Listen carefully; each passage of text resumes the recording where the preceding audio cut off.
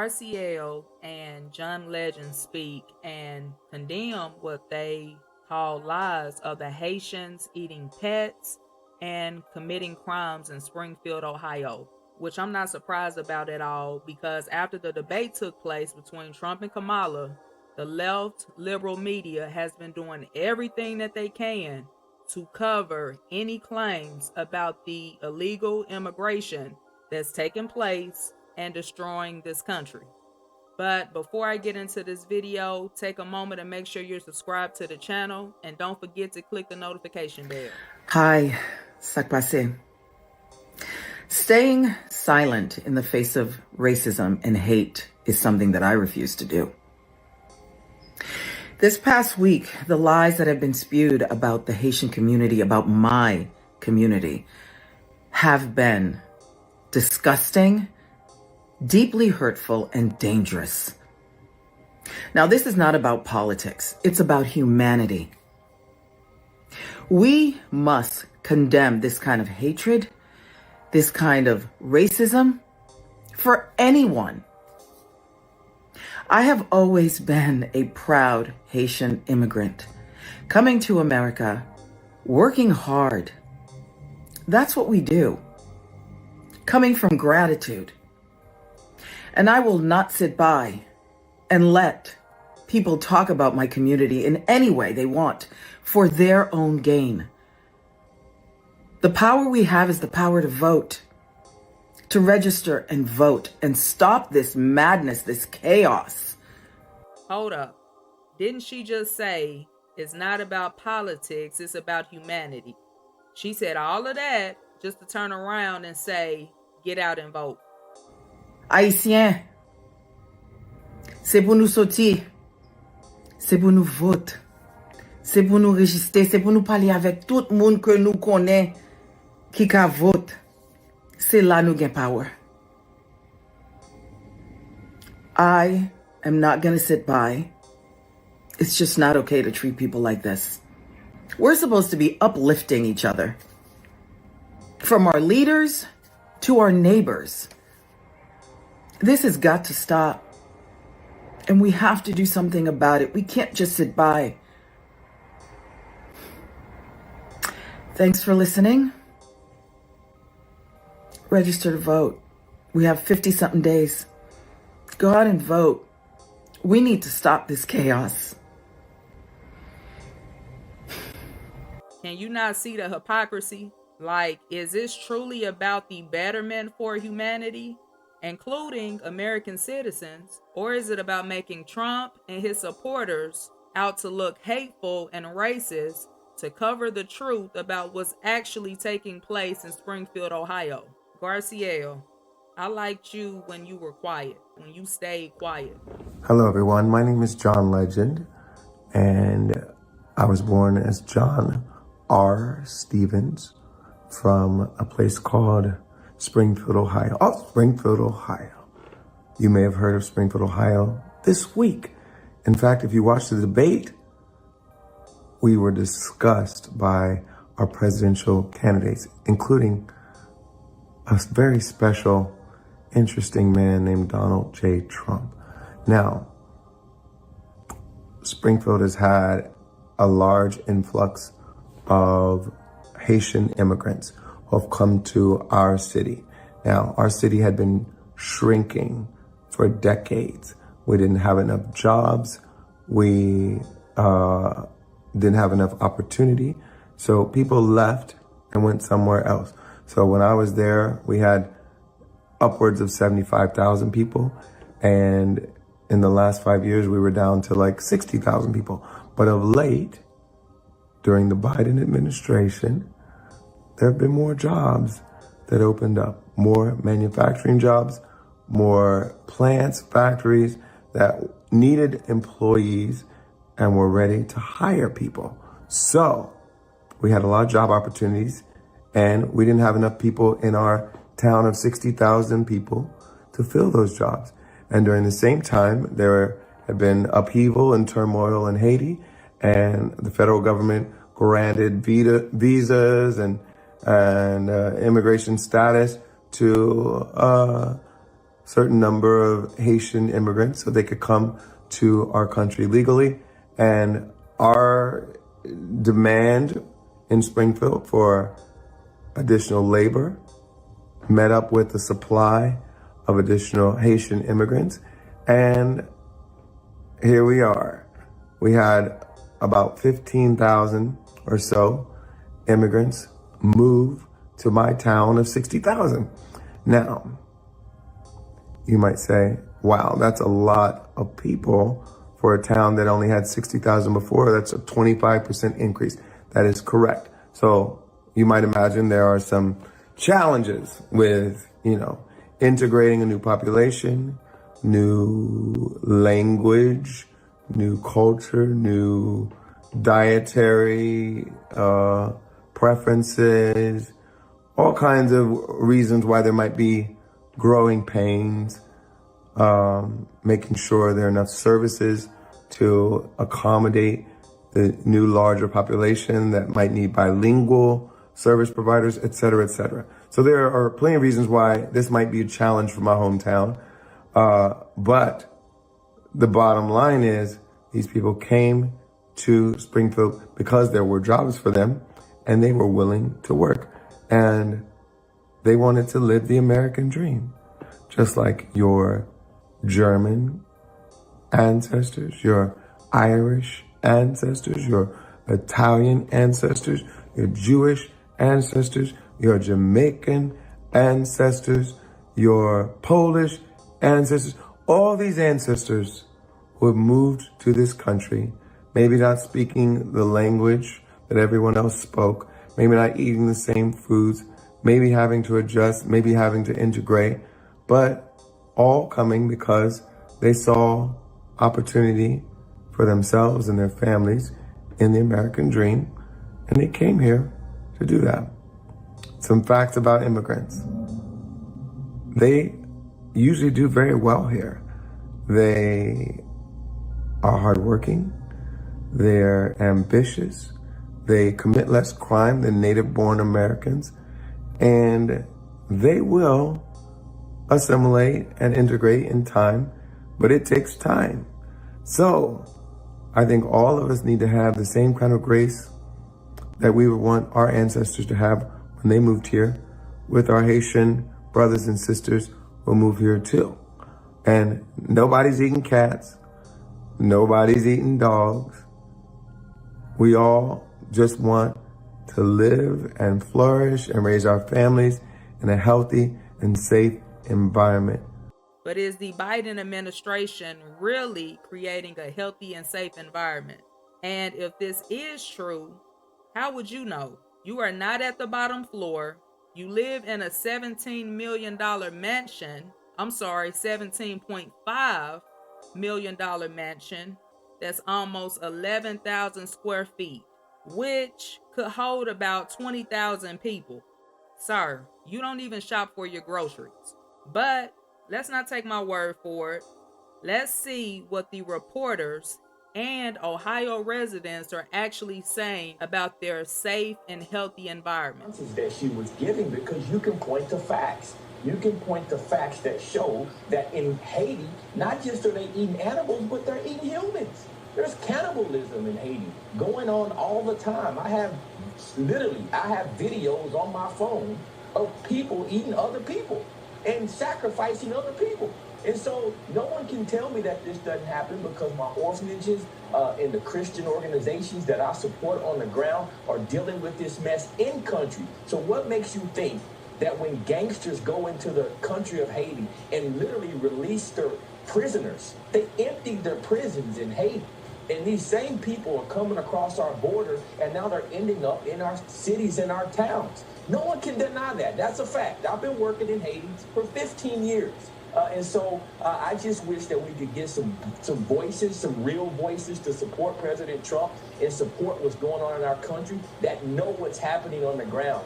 And I'm willing to do it. And so we can't let President Trump just sit out there just like a wounded duck and get just massacred by this liberal leftist media.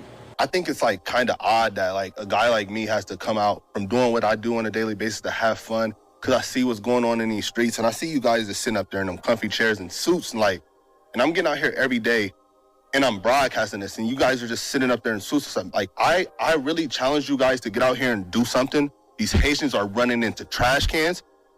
They're running into buildings. They flipping cars in the middle of the street. And I don't know how, like, y'all can be comfortable with this. Like, I don't know, like, who's getting paid from it. I honestly feel like someone's getting paid from it in the background. You got a bunch of people on a bus getting dropped off at a gas station to come down here. I know a single mom that FaceTimed me this morning at the welfare office that really need something. And it's nothing but immigrants over there. And I don't even want to, seem like I'm coming down on the immigrants, because it's the people that's bringing them down here. Because wherever they're at, that's what they're used to, bro.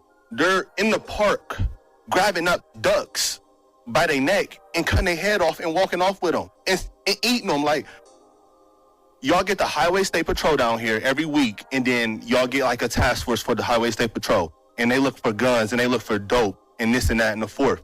That same people that y'all got riding up and down Limestone doing U-turns, pulling people over for blinkers and pulling people over for going left to center and a couple miles over. Y'all can take them same people, the Highway State Patrol, and you can take them in every single one of their silver Chargers and Dodge Durangos, and y'all can take them to Sunset, and y'all can park them right over there, and y'all can teach people how to drive, since the Highway State Patrol knows so much about traffic laws and know what to do in traffic. Y'all pay them. They can go over there and teach these Haitians how to drive, because it's getting I'm getting thousands of views on these, and it's going to get bigger, and it's only going to get worse. And y'all sitting up there in these chairs, all y'all need to get out here and do something. Y'all making hundreds of thousands of dollars. Y'all need to put on a t-shirt and some Crocs, and then y'all need to come out here in these streets, and y'all need to go out here and I'm out here before the police is. Y'all need to do something, bro. Y'all really got to stand on business. Y'all getting paid all this money just to wear a suit and sit in a chair. I think it's crazy, bro. We got to do something, bro. It's kids out here getting hurt. Only reason I even went on here and said something about it is because somebody told me they walking from the school and a Haitian almost ran into them. And who is getting paid? How much money is y'all really getting paid, to bring them over here? I know it's deeper than them. I know that's where they come from, and that's what they do. That's their country. I don't know what they got going on over there, but they can't do that over here. And if y'all just getting paid from it and then y'all ain't doing nothing about it, I think that's super weird, bro. Y'all got to stand on business. Y'all got to really, step up. It's lame, bro. Good evening, everybody. My name is Lisa Hayes, and I am a resident of Springfield, Ohio, and I'm also a registered voter, okay? I'm a mother, I'm a grandmother, and I'm a great-grandmother. I have family here in this town. It's the first time I've ever spoke at the commission meeting, and I'm going to try to make it a good talk with you. Okay, I would like to know how many of you sitting up there tonight go into the grocery stores here in the city, Walmart, here in the city, to do your shopping. I'm going to tell you, 64 years old, and I don't know what kind of label you can put on this, but I'm taking my cart down the grocery aisle, and I have 3 immigrants strapped across the aisle. Seen me coming, would not budge, wouldn't even, and I said, excuse me. Maybe they didn't understand what I was saying, but I'm sure they understood that I was trying to get through that aisle. So I have no recourse now but to bust through it. I'm not afraid to do so. I would like to see them have some common respect, some common decency. Do not try to bully your way through Springfield, Ohio. It's not going to work out well. Yeah, I don't believe it will work out well at all.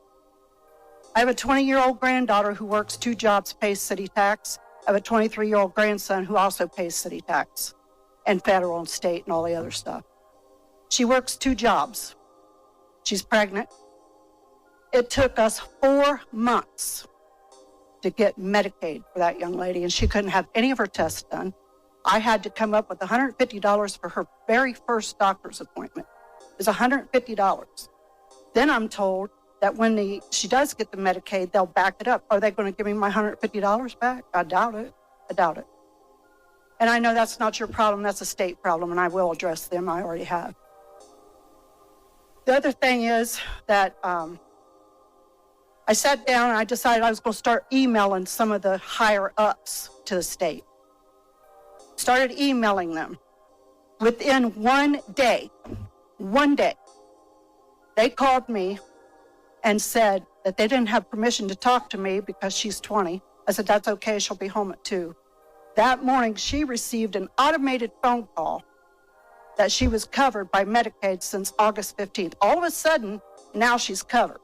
All of a sudden, now she can get the help. But we can't get through the doors of JFS to do anything. We can't get through it. The line is so long. And that's what we have done here in the city. We have just brought too many daggone people to come in here and be able to apply for free stuff. And here we are working, paying those taxes every week for what? What? So she can't get any help? So we can't get through the doors of Social Security so I can file for retirement? Doors are too, it's packed up there all the time. Thank you. Everyone is talking about the death of ducks and cats in this town, but I'd like to talk about the death of one very special person, my mother-in-law, Kathy Heaton. On December 1st, I received a phone call that changed my life forever. She was collecting her trash can from her driveway when a car struck and killed her instantly. A task she had done over 2,000 times, spanning 4 decades in Springfield. That morning, though, a Haitian immigrant was allegedly driving recklessly when he struck and killed her. I say allegedly because to this day, there's been no punishment, not even for the expired tags on the vehicle he was driving. Months before she was killed, I began noticing the reckless driving and complete disregard for our driving laws by some members of the Haitian community. It made me angry. But now my anger has turned to fear for the safety of my family and the citizens of Springfield.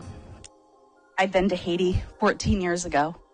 My husband and I went, and it was my first time in a third world country.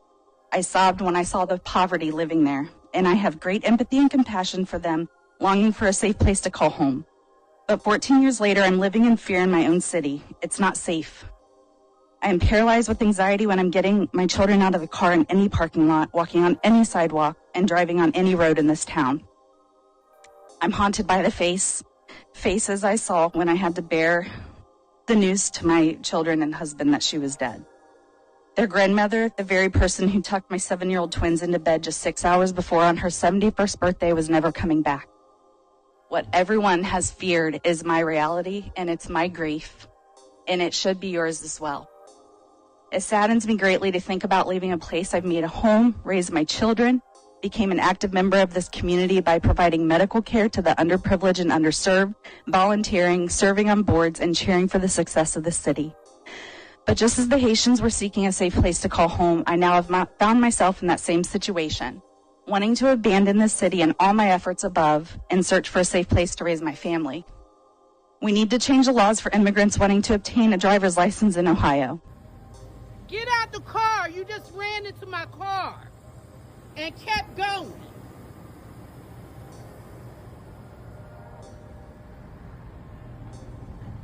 Get out the car. Get out the car. You just ran into my car. Yeah. Why would you run into my car and keep going? Do you have insurance? No English. You got insurance. You ran into my car. How you gonna keep driving? Yeah. Do you want me to call the police? Policia? Get out the car. Where's your insurance? Where's your insurance, sir?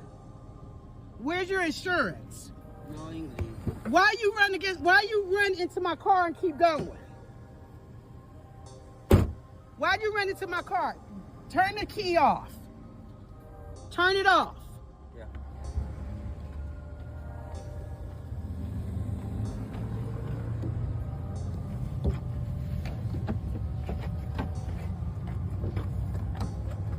Why you run into my car? Why you run? I know you. Why you leave?